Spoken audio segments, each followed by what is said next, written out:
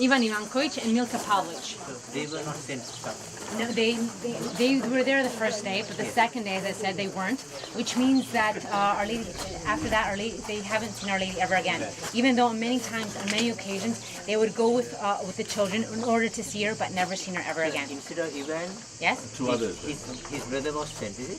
No, Ivan Ivankovic and Ivan Dragicevic. Now, instead of Ivan Ivankovic went Yakov Chola, another little boy from the village. Not the brother. No brothers. Milka Pavlovich, her sister, was Maria Pavlovich, and her mother told her sister to go because she was older, and she stayed home. But I have a little theory of my own. See, the children were underage at that time, which was good, which means that they couldn't lock them up because they're underage. But Ivan Ivankovic was he was around 18, he was 18 years old, which means that if he continued to see Our Lady, he probably would have been in prison for a very long time. So he was 18 But why years. in prison?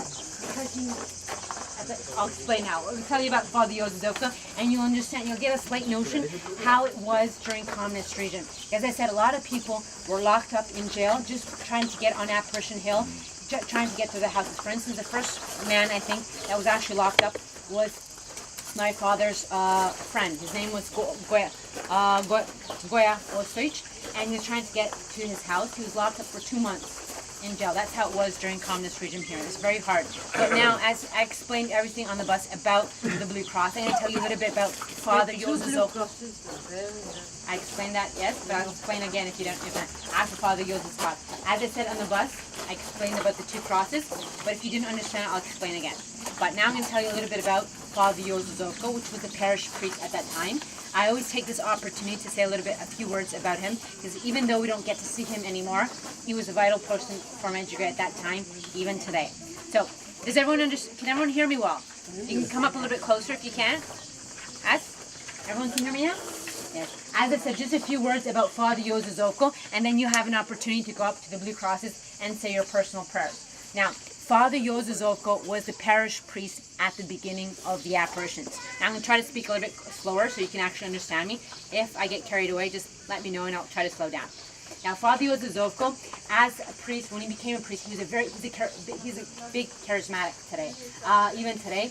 And as a young priest, he gathered a lot of youngsters in church. So he was a thorn in the communist eyes already from the beginning of his priest days. So what they try to do, they try to transfer him to smaller villages so nothing can happen there, because every village that he went to, every parish that he went to blossomed, and he brought a lot of people back to the church. But so they actually schemed a little scam to place him somewhere where nothing can come out of.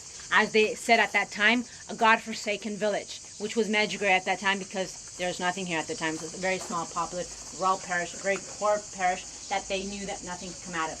But look what happens. Medjugorje comes out of it. So now they placed him in Medjugorje, became the parish here. Even though it was a small village, it progressed a little bit. But during the years, he was a very, very good parish priest. Now, when the apparitions began, he wasn't in the village, which was a good thing. Because knowing Father Yozef, he had character as well. He was very impulsive. But he had so much, a lot of bad experiences with the communists. And he thought at the beginning that it was another scheme of the communists at that time. But they say the only television that they actually had here, the only telephone that they had in the village was in the post office. And a few days before the apparitions actually took place, lightning hit the post office. And there was no way, no communication to communicate out, which was a good thing. Now, Father Yozef wasn't in the parish at that time. He was in Zagreb, which is the capital of Croatia. And when he was in Croatia, apparitions began here. 6 children from the village of Bijakovic, from the hamlets of Podula, claimed to see the Blessed Virgin Mary. Now, while he was there was no way to contact him to come back down.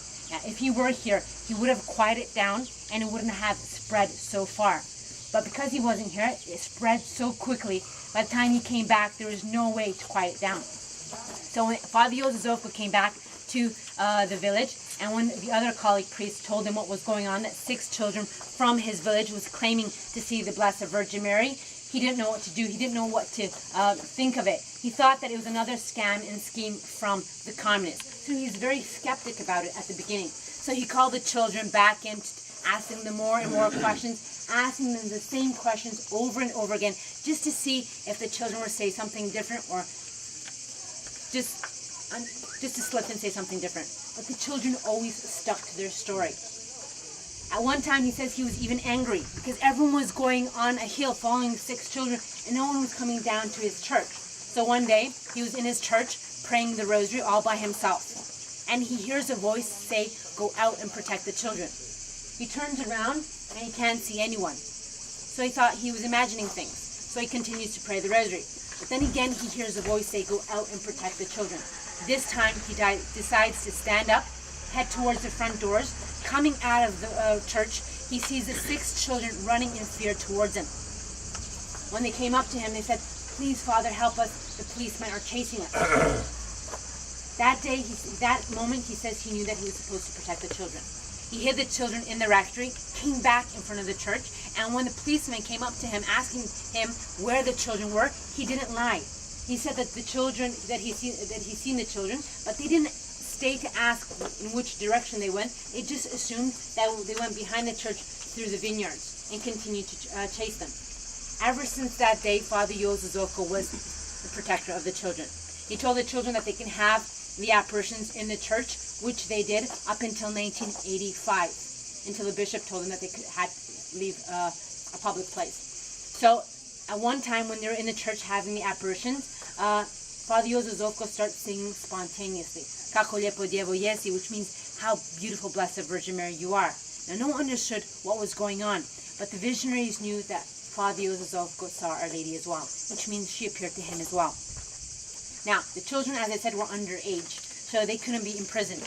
They were taken for questioning over and over again, but they always had to release them. Father Yozozoko was an adult, and they were able to take him for questioning interrogation. At the end, they found a reason to actually, to sentence him,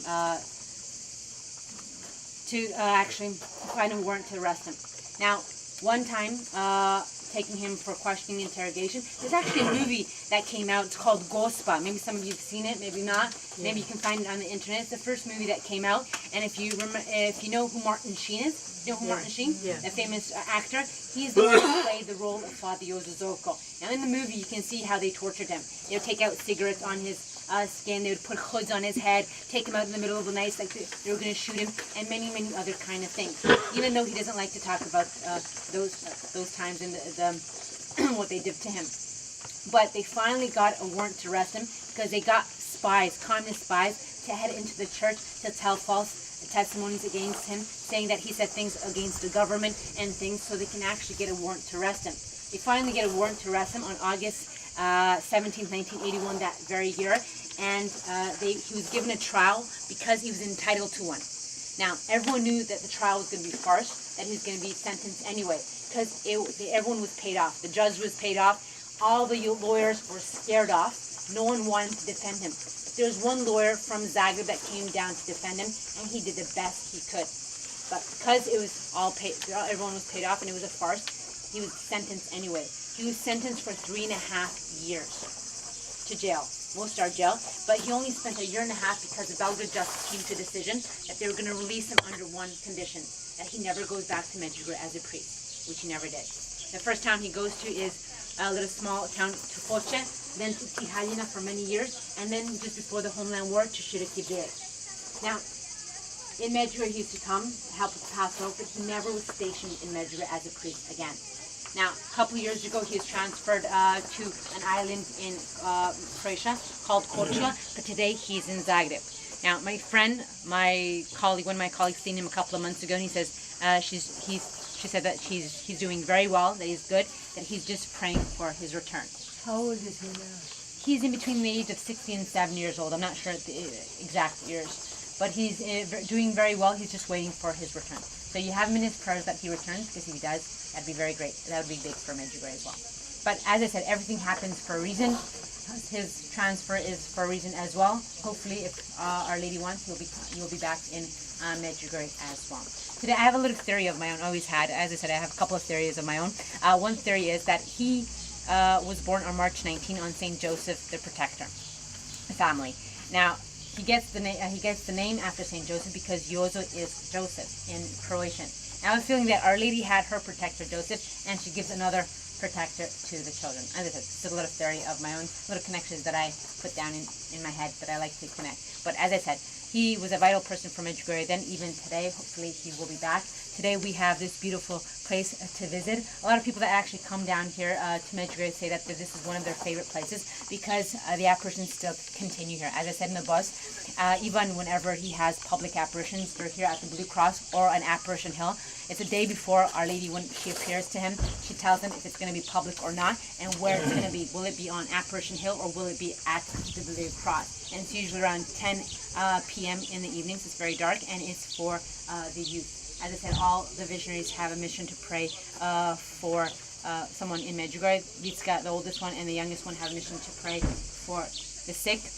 Mirjana for the unbelievers, Ivan for the priest and for the youth, Maria for the priest and for the nuns, and Ivanka for the families. Now, Mirjana Dragicic, if you remember me telling you in the bus, that she is the one that had the shortest daily apparitions. Now, she only has once a year apparitions on March 18 on her birthday, which has nothing to do with her birthday. As I said, Our Lady will show why later on she has chosen those dates.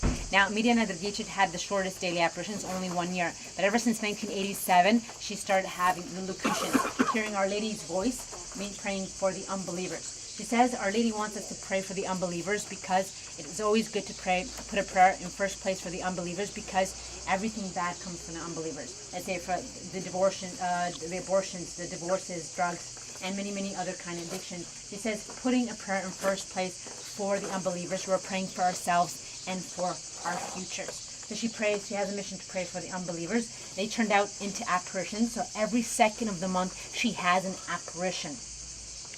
Every morning around from 8:30 till 9 o'clock. It depends. Usually, lately, it's around 20 to 9 a.m. in the morning. Now, she had them for many, many years in the community of Chinaklo, where we're going to go tomorrow. We're going to pass by tomorrow. I'm going to show you and tell you a little bit more about it. Now, she had the apparitions there for many, many years, and she had to leave that place because of public place. Later on, she chose the Blue Cross to have the apparitions here. So every second of the month, she has the apparitions here. So that's why Medjugorje is very crowded on the 2nd, because everyone knows if Mirjana is in the village, they will have the apparition at the Blue Cross. Because when Ivan has the apparitions, the only ones that can actually attend the apparitions are the ones that are in the town at that time, because he doesn't even know if it will be public or not, only a day before that.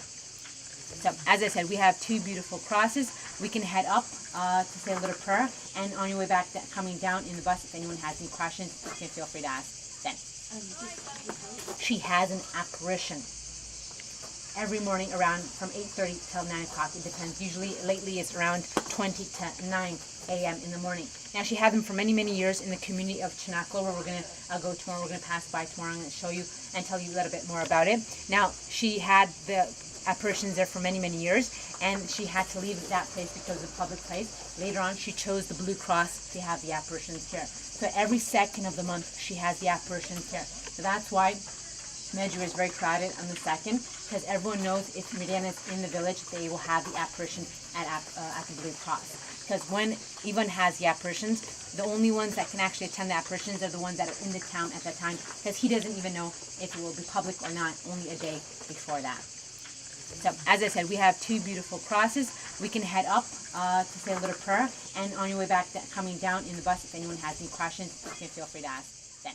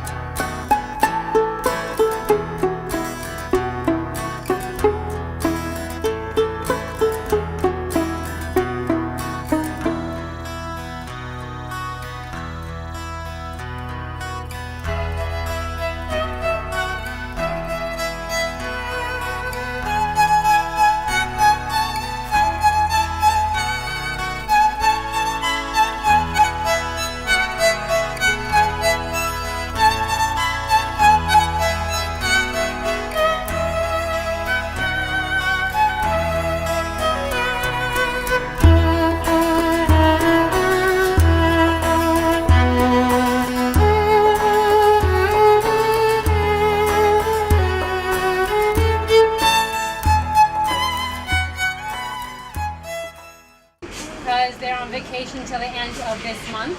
But I'm just going to tell you a few words about Vitska and how she grew up here with her family. This is her family house. Can everyone hear me well? Yeah. We're just going to wait until the cars pass so you can hear me better. You can come up a little bit closer so you can hear better. As I said, just a few words about Vitska. If you remember me telling you in the bus, Vitska is the oldest visionary. She's around 16 years of age when Our Lady first appeared to her. She's the one that still has daily apparitions, which means wherever she is, Our Lady appears to her. She has received 9 secrets. When she's going to appear when she's going to receive her 10th secret, she doesn't know. When time comes, she will receive it. Now, we call her the bravest one because she was the eldest one and was the bravest.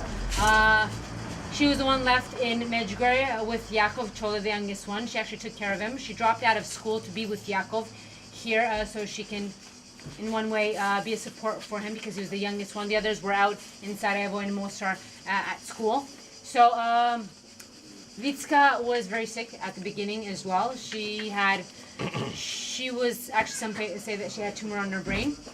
She was miraculously healed by Our Lady, but I remember one time when she actually got out of a coma, her mother was waiting, her mother was Lata, was right beside her, and turned around to her and said, "Dear child, why don't you ask Our Lady to release you from this sacrifice? It's too much." You know, because a lot of times she was in pain.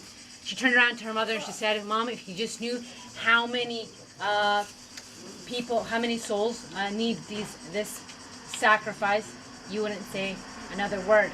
She says through the sacrifice that she went through, she received a lot of graces, and that Our Lady promised her that Jesus will reward her at the end. Now, she was the bravest, as I said, 2 months before. If we were able to go up, it's a very small house. She has 7 brothers and sisters. She grew up with her parents, her grandparents, all in this very tiny house. They only have 3 rooms.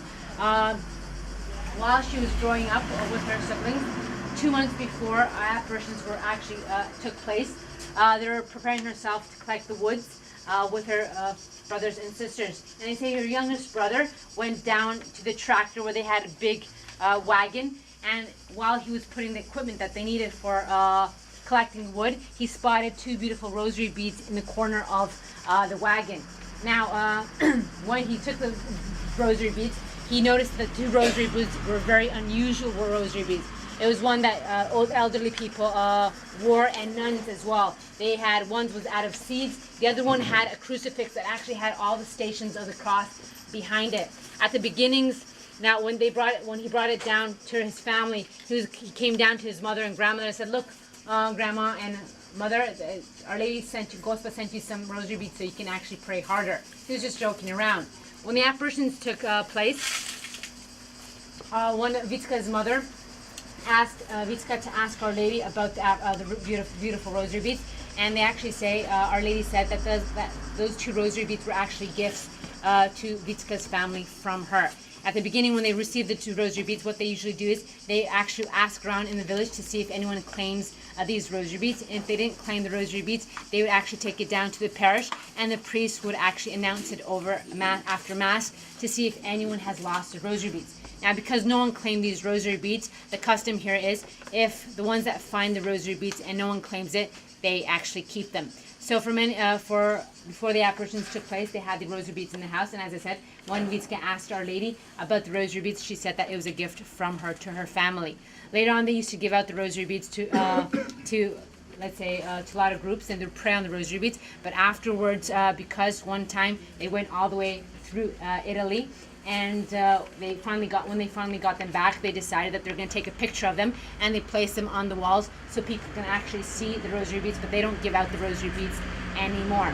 Now, Vitska is a person, the ones that have seen her before, but you'll be able to get a DVD where you're going to be able to see her talk. I usually say even though she's the oldest one and the bravest one, she's also the one that has given most of her life to the pilgrims. She's the one that got married the latest, but Our Lady rewarded her with 2 beautiful children. She has a boy named Anthony and a little girl named Sophia Maria. And the ones that probably seen her before, saw even videos, she used to stand here on the stairway and she used to give talks. And unfortunately, she got hurt at one point. As you all know, everyone wants to touch her, wants to kiss her. So she was actually hanging over the railway, and she got pulled over, and she hurt her back. And that's why she just had an operation a couple of days ago on her back. She's in Italy, and she's recovering. She's doing very well. But we call her a person of the people. We call her actually Pope Francis, because she's a person that always goes to the crowd. Even though she got hurt, even though her family and friends actually tried to make sure that she's more protected and secure now, so she can't get hurt anymore, she's still a person that always goes to the crowd. One time when she was in Ireland and she went to visit people there, they gave her security to guard her. And while they were guarding her, the security, the security actually, the ones that they guard, they actually call the subject. So after days of work, the guards came back, the security came back, and they said not in their whole entire lives have they seen that the subject was trying to get away from them. She's always going towards the crowds. That's why we call her Pope Francis. As I said, she's a person of the people even today, even though she's very skinny, very fragile, sometimes from the morning, very early in the mornings, from 6 o'clock until afternoon, until 2 or 3, she stands to see people, and so she can tell them, she can spread out messages of Our Lady. But she, as I said, she still has daily apparitions. She's one of the visionaries that still has daily apparitions. When she's going to receive the 10th secret, she doesn't know. When she does, as I said, when time comes, Mirana will reveal the secrets. Usually we have opportunity to visit the beautiful house. Unfortunately, we don't have the opportunity today because they are on vacation. But nonetheless, we will make our petitions. As I said, we'll take them down to the information center, and hopefully when she comes back, they will give them to her, hand them to her, and when Our Lady appears to her, she'll recommend all of our petitions to Our Lady. They have nothing to worry about. Hopefully it gives you a reason to come back again, so you can come and visit it again, and actually so we can visit this beautiful house of Jesus. Now.